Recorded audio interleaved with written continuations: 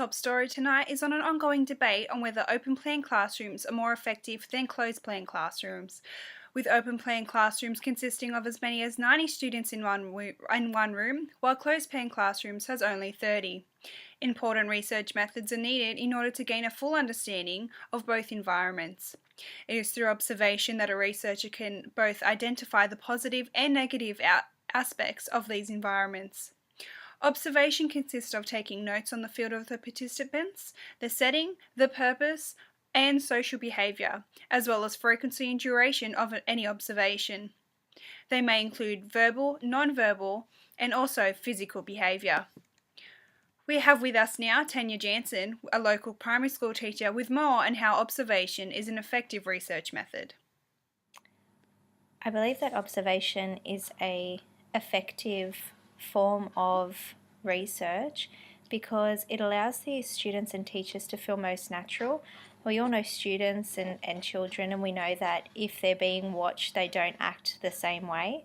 So if they don't think that they're being watched, then the students will act most natural how they would in an everyday circumstance, and so would the teachers. An interesting discovery could be made within the classrooms depending on whether the observation in classrooms are of a natural setting or more structural and systematic observation.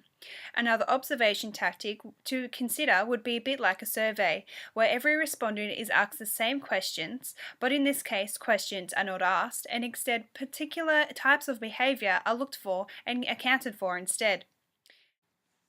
A case study of an observation makes interesting conclusions to how observations used as a research method can be critical in an investigation.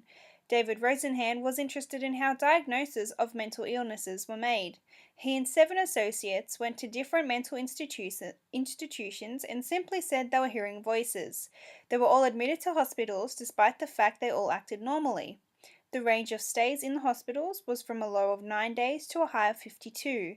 It seems the people who knew the researchers weren't real patients were the real patients themselves. When the 8 were discharged, it wasn't on the basis of misdiagnosis, but schizophrenia in remission. Rosenhan would have never been able to have this insight into how labels, diagnoses, and treatments were given without acting as a participant in the observation. Advice which is frequently given to researchers are, the less you know, the more open you must be to all possibilities. Observational and interpretive skills are necessary. Limit your research to few settings to help narrow down your observation. Understand organisation policies and work culture, as well as all important worth ethics within spaces. That's all for now. Thanks for watching 9 News. I'm Tess Jansen. Good night.